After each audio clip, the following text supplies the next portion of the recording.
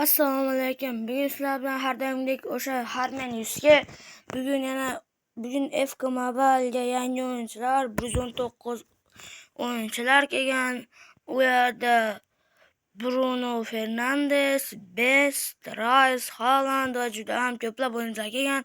Bugun biz o'shalarga draft otib ko'ramiz. Qani kimlar tusharkin? Ketdi. Ikkinchi levelga o'tib ketdi. Qani kim tushishi mumkin? Yo'q, hayot yurayapti.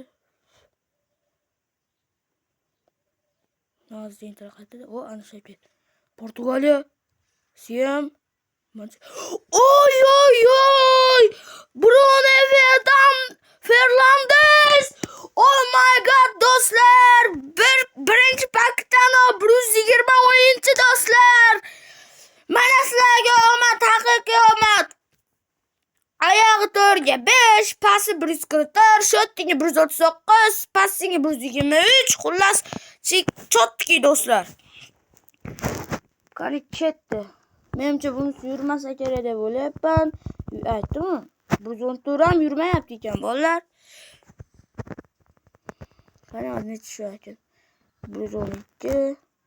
Bitta oxirgisi qani 5 chiqib qolsa chotki bo'lardi. Afsuski bo'ldi. Sizlar hozir mana bundan ham kelsanglar, bundan ham berish kerak bo'ladi. Hozir ko'rasiz, beradimi yo'qmi? Yo'q. Hali yana yarim soat bor ekan.